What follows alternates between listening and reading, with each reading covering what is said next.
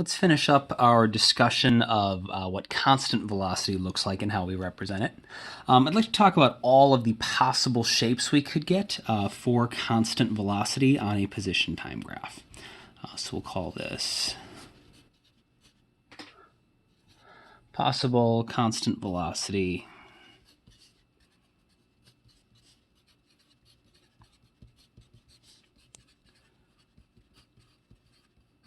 position time graphs. And we said that a constant velocity on a position time graph was going to be a straight line because the slope tells us the velocity, and so if the slope stays the same, because our velocity is staying the same because it's constant, we're going to get a straight line. And so there's four general shapes that a position time graph could have that would have a straight line. I'm going to draw these four graphs side by side because we're going to put something underneath each one of them, and so when you set your paper up, you're going to want to do it the same way. Set up four position time graphs sort of side by side like this.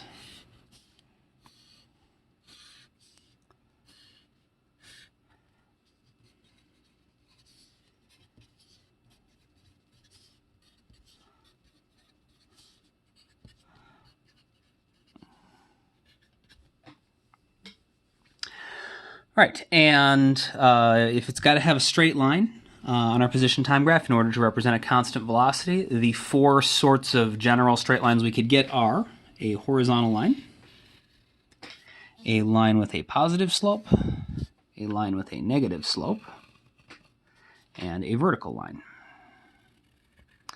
What I would like you to do, you don't need to write anything down.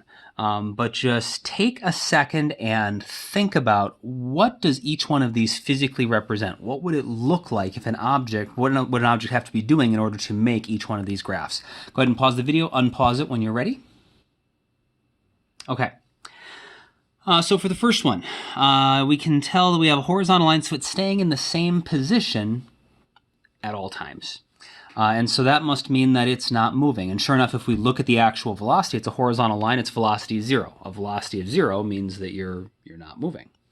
And so the way that we would describe this, and so I'm going to write this directly underneath it, and then we'll leave a little more space because there's going to be one more sketch that we do. This shows something that is not moving. And the physics language that we use to describe something that's not moving, the specific language, the specific phrase we use for that, is we describe something as being at rest. So if we say something is at rest, that means that it's not moving.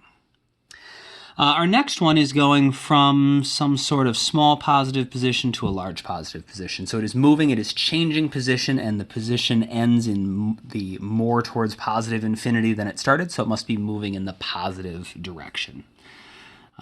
So moving in the positive direction. This one, it is changing position, so it's moving, but now it's going from, in this case, we started at a large positive, we ended at a smaller positive, so it's moving towards negative infinity, so it must be moving in the negative direction.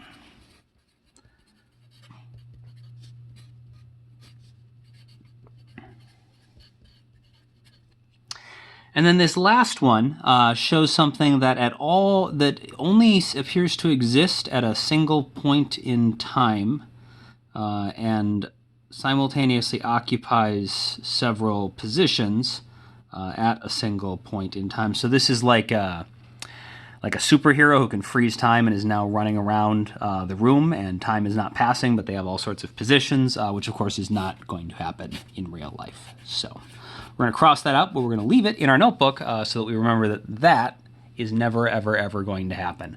But the other three, those are all straight lines that actually could occur. The one other type of graph that we want to introduce that we can use to visualize this stuff is a velocity time graph. And so that's what this last little bit of space is for. Underneath the three graphs that actually describe something real, I'm going to draw one more graph. This one is going to be sort of a T-shaped graph, so I have a positive and a negative region. So I've got 0, I've got my positive side and my negative side. This is going to be velocity as a function of time. We'll set that up for all three of these.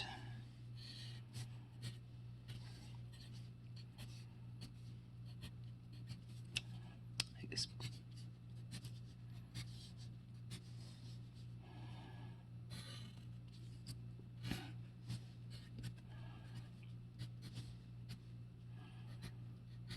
So we've got velocity as a function of time.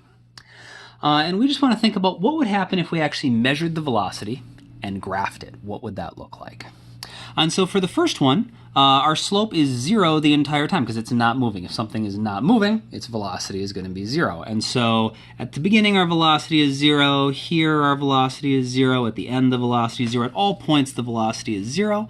And so we would get a sort of really boring graph where the entire line would just be on the x-axis because the velocity would stay 0 the entire time. For the next one, we have a constant positive velocity because these are all, the slope stays the same.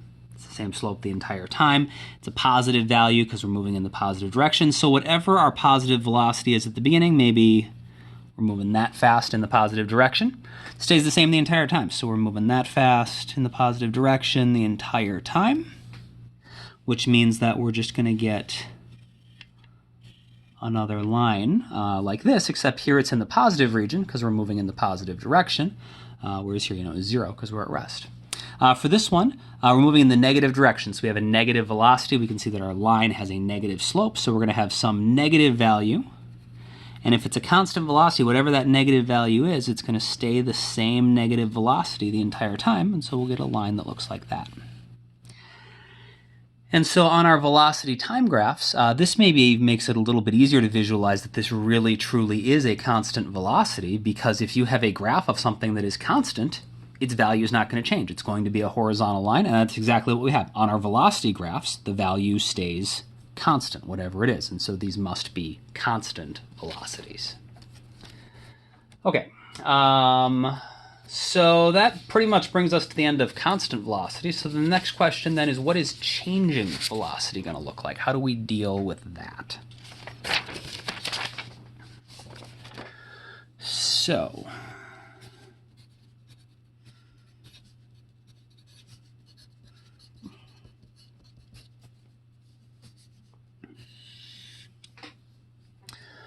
if we have a changing velocity, that means that the slope is going to have to change because the slope tells us the velocity. So if our velocity is changing, our slope must be changing.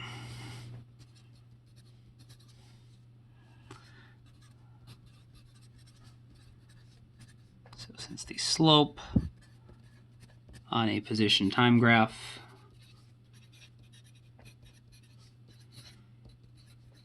gives the velocity,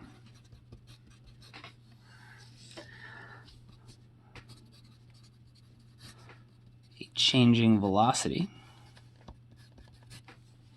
would equal a changing slope. And if you have a line that is continuously changing slopes, what we call that is a curve. And so we'll just sketch sort of a sample of what that might look like. All right, so I've got position as a function of time, but since my velocity is changing, I'm no longer restricted to straight lines, and so we could have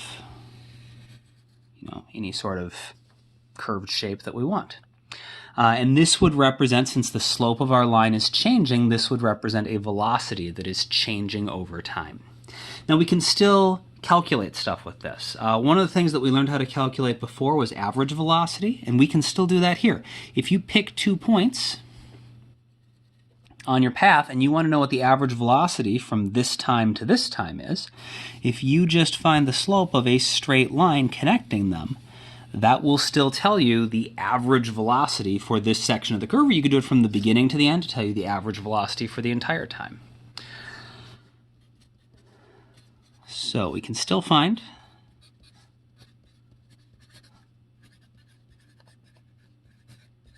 average velocity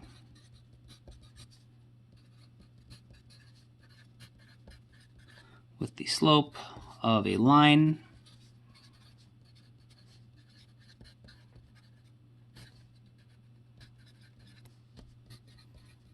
connecting 2 points.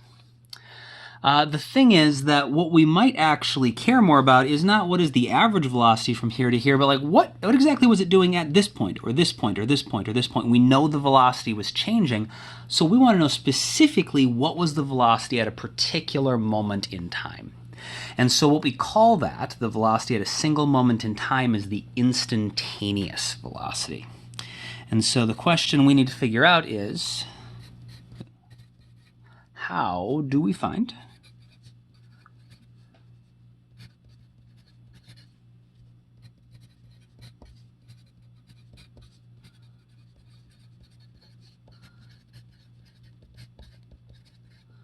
the instantaneous velocities, where the instantaneous velocity is just the velocity at a specific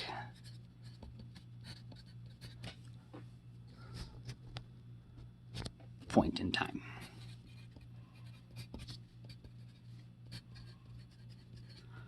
So not the average across a range of times, but at a particular single point in time, what is our velocity? How fast are we going, and in what direction are we traveling at that moment?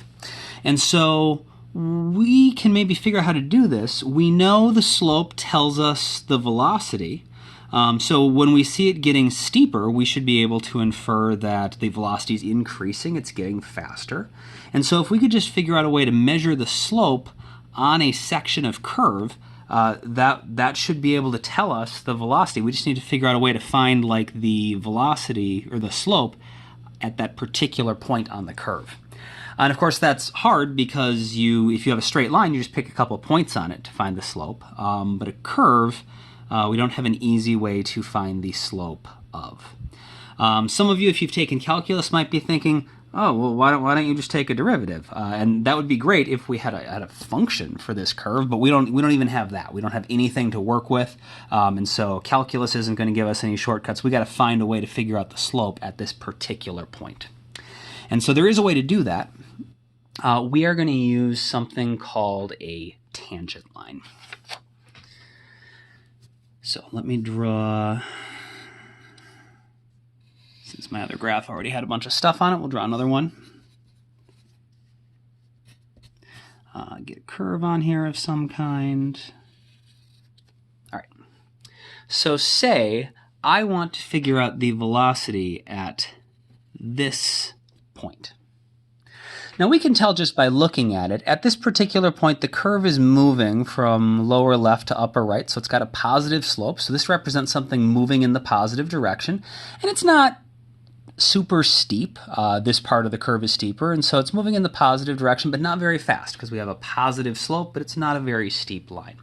We got to figure out a way to find exactly what that slope is. And so what we can do is take a ruler or a straight edge or something, and if we can find a way to put it so that it touches only this dot without crossing over the curve, that is going to be what we call a tangent line.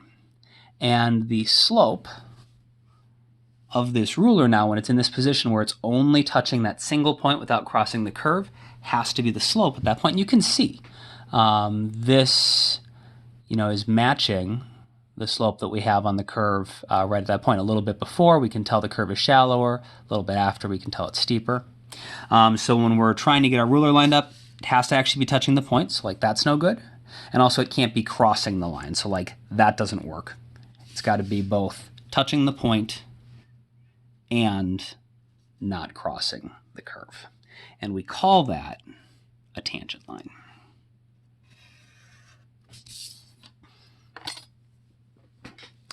So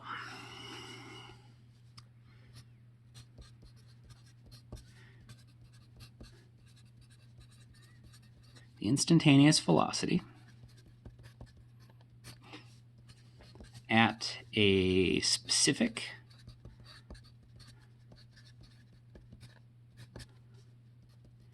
point in time can be found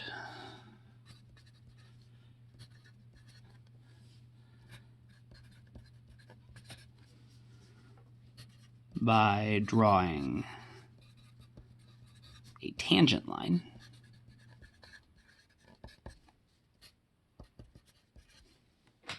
at that point,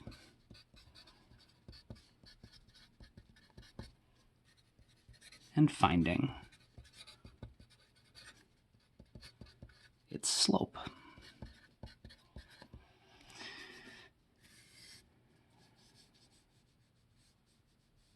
So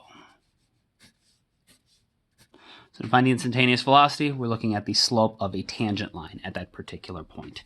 And just in case tangent lines they're not something you learned about in math class yet or that you don't remember learning about, a tangent line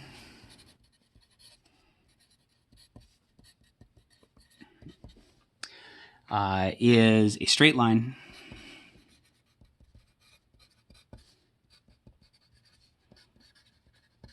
that touches a curve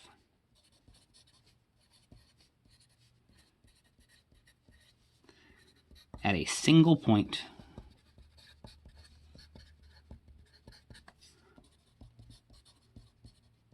without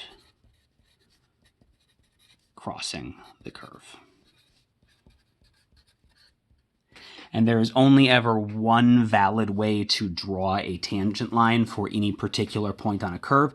And so if you can find a line that follows these rules that touches that single point and doesn't cross the curve, that is the only line that will do it. And so the slope of that line is going to give you your velocity at that particular instant.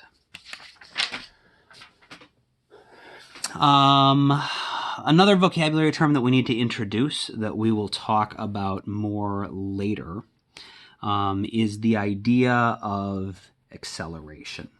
Acceleration is something that we use to describe different ways that something's velocity could change. And so if we're talking about how velocities change, we just need to introduce what acceleration means, because it doesn't mean the same thing in physics that a lot of people use it for in everyday life. So when we talk about acceleration,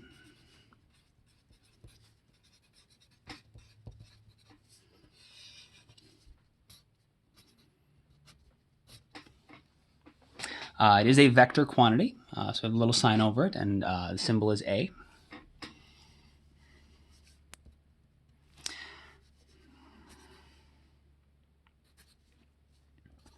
An object is said to be accelerating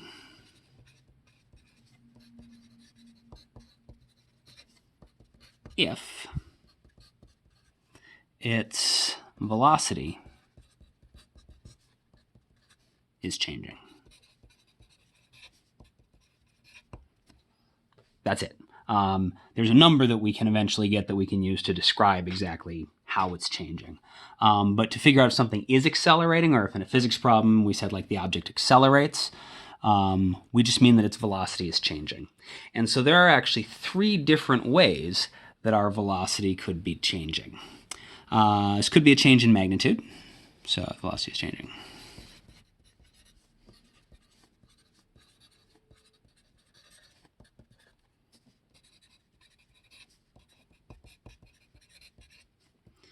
So that could be speeding up, but it could also be slowing down. In everyday life, normally when we say accelerating, we specifically mean speeding up.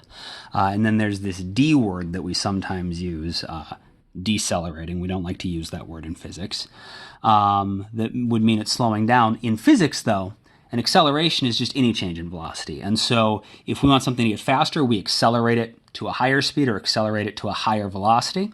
If we want to slow something down, we can accelerate it to a lower velocity. If you are in your car and you step on the brake pedal and your car eventually stops, in a physics problem, we would say that the car is accelerating to a stop, or the car is accelerating to rest. Speeding up and slowing down are both considered accelerations.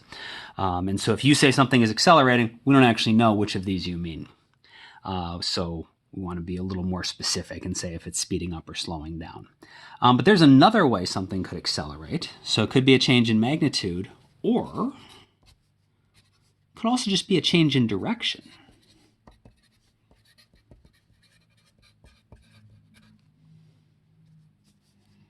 So just turning.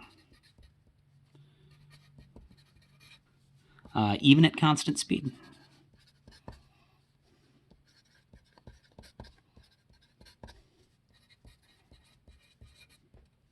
Because remember, velocity is a vector, which includes both the magnitude, how fast you're going, and the direction, which direction you're going. And so if you change directions, if you turn a little bit to the left or a little bit to the right, you are changing your velocity, even if you're not slowing down or speeding up. So you could be going at 5 meters per second in a circle.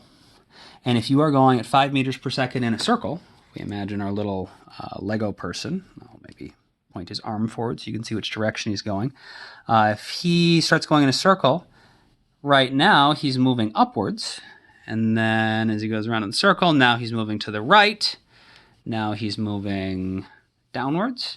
Even if he's going at a constant speed, the direction he's going is changing, which means his velocity is changing. And so that counts as accelerating as well. And so if we are turning, we are accelerating. And this is the reason we do not like to use the D word, the deceleration in physics. Because if you start getting lazy and calling speeding up accelerating and slowing down decelerating, then you don't have a word anymore to use for turning. And that also has to be a type of acceleration. And so we're going to call all three of these just accelerations in this class. We accelerate to get faster, we accelerate to slow down, and we accelerate to change directions. Mathematically, and we'll go into more detail in acceleration later, but the first equation we're going to use a little for tomorrow's lesson is that the average acceleration, sort of like the average velocity, we can have an average acceleration. Acceleration is just going to tell us the rate that the velocity is changing at. And so just like average velocity was the change in position over time, because that told us how quickly our position was changing, the average acceleration is going to be just the change in velocity over the change in time. Because that's going to tell you the rate at which your velocity is changing. All right, and then the last thing I want to bring up today, just as long as we're introducing how we start to think about things that might be changing directions and all the other vocabulary and stuff we need for that, is how we properly and fully describe the way something is moving, and making sure that we include all of the stuff we need, because we don't want to, for example, I said just saying accelerating, something is accelerating, doesn't really tell us exactly what it's doing. So what do we need to say to describe the way something is moving? So, to describe motion,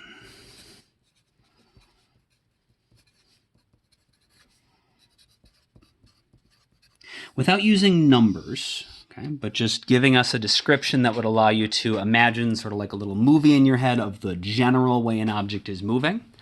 We're going to make a flowchart, and if you do all the things along any particular path on the flowchart, you will have fully described the way something is moving. If you have not done all of the things on it, you will have not fully described it. So, for an object, the very first thing we need to figure out is it moving or is it not? And so if it's at rest, you're done. If something is at rest, you don't need to say anything else. You just say it's at rest. But if it's moving, there's all sorts of different ways it could be moving, and so you are going to need to describe in more detail. You can't just say the object is moving. We need more detail. In our one-dimensional motion unit here, it's either going to be moving in the positive or negative direction. When we get to two- or three-dimensional motion, then we can start to describe the direction not just as positive or negative, but like north, south, east, west, and stuff like that. But for this unit, you have to make sure if you say it's moving, you also have to specify if it is moving in the positive or the negative direction. And when we get ways to talk about more complicated directions, you would just use those instead. But if you just say something is moving forward, something's moving in the positive direction, that still doesn't fully describe what it's doing, because there's lots of different ways something could be moving in the positive direction or the negative direction.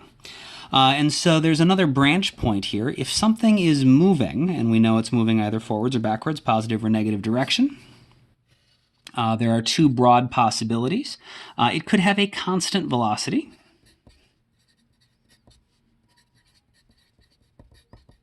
or it could have a changing velocity.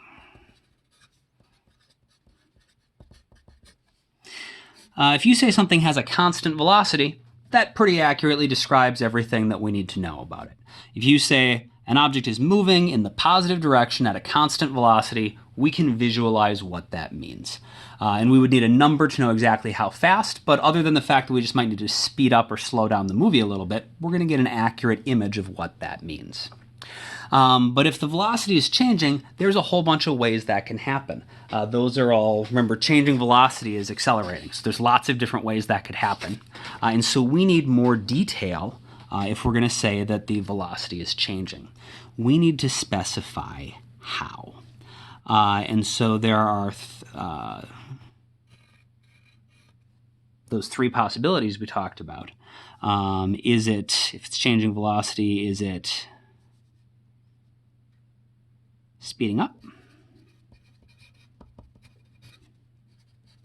Or we could say increasing velocity. Either one of those would be okay. It could be slowing down. Or we could say it has a decreasing velocity.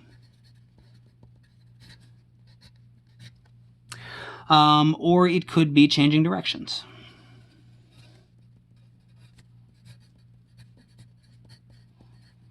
Or it could be doing two of these at the same time. It could be changing directions and slowing down, or it could be changing directions and speeding up. But if we're going to imagine what that looks like, you would need to specify which of these things it is doing. And so if you just said, if you were trying to describe the motion of something on a test in a lab or whatever, and you said, the object is moving forward and it's accelerating. Well, if you say forward, we know that means the positive direction. So you don't have to say exactly positive direction. Forward, we know what you mean. But if you just say it's accelerating, what you probably meant is that it's speeding up or it's increasing its velocity.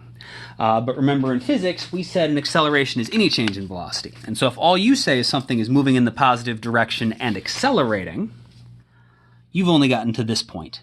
And we don't know, do you mean is it speeding up? Is it slowing down, or is it starting to turn? Is it starting to maybe move in 2 dimensions or something? And so you would need to specifically say it is moving forward and speeding up, or it is moving in the positive direction and decreasing, and its velocity is decreasing. We have to make sure we get into all of the detail that we can. We don't ever want to stop short by just saying, oh, it's moving, do better. You don't want to just say it's accelerating, do better. Make sure you get all the way to the end of some path on this flowchart.